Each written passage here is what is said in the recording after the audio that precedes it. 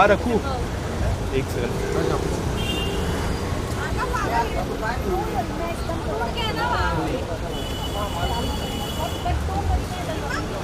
आ जाओ मैकडॉनल्ड के पास खड़ा हो जाना। हटो विशाल।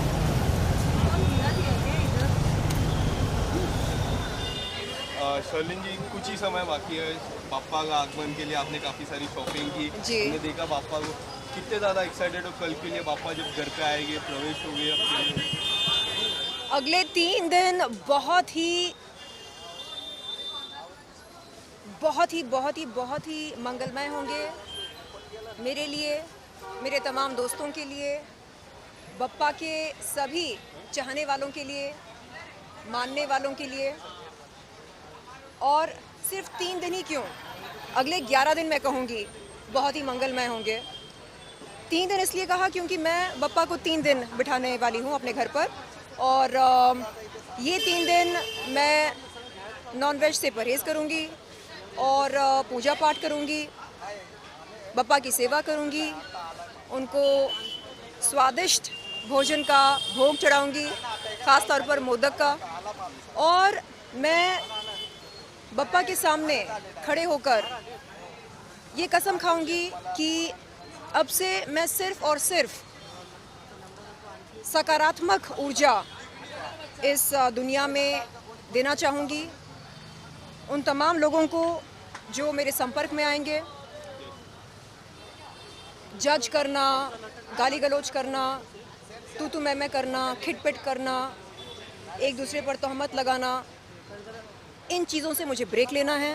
क्योंकि मैं देख रही हूँ कि जब जब मैं बप्पा के करीब जाती हूँ मुझे ढेर सारा प्रोत्साहन मिलता है ज़िंदगी में आगे बढ़ने के लिए और खूब सारी सकारात्मक ऊर्जा मिलती है।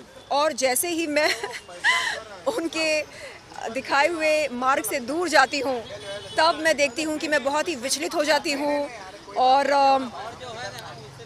बेचैनी सी होती है दिल में और ऐसा लगता है कि कुछ ठीक नहीं हो रहा है। लेकिन अब मैं चाह रही हूँ कि मैं वापस पटरी पर आऊँ और सिर्फ पॉजिटिव एनर्जी के बारे में सोचूं और कंस्ट्रक्टिव प्रोडक्टिव वर्क के बारे में सोचूं। जिस तरह हम पापा को विघ्नहर्ता करते हैं, जो हमारी सारी विघ्नहर्ता करते हैं, क्या आपकी लाइफ में विघ्नहर्ता कौन है अपार्ट फ्रॉम पापा, या फिर आप किसके लाइफ में विघ्नहर्ता बनना चाहोगे? विघ्नहर्ता यानी वो जो हमें आशीर्वाद देते हैं, जो हमारी कठिनाइयों को दूर करते हैं, हमारी मुसीबतों को दूर करते हैं, जो हमारे दुखों का सर्वनाश करते हैं। मेरे ख्याल से बप्पा के अलावा ऐसा कोई और तो है नहीं मेरी ज़िंदगी में।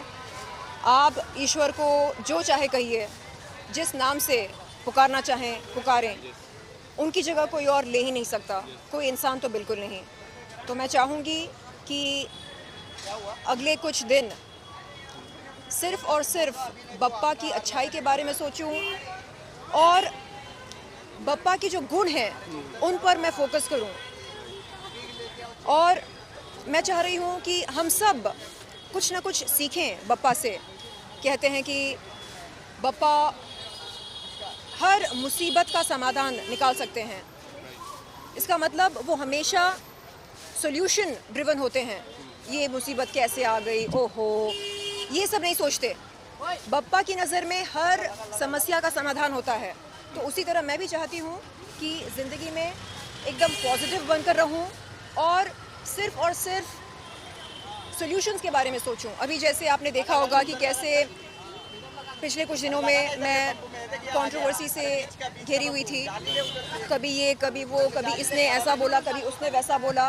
तो आगे चलकर अगर ऐसा कुछ हो तो मैं चाहूँगी कि मैं विचलित ना हूँ, बल्कि एकदम एकांत और शांत होकर मैं उस समस्या के बारे में सोचूं और उसके समाधान के बारे में सोचूं। ये नहीं कि अरे इसने मुझे ऐसा बोला, ओह चलो मैं पलटवार करती हूँ।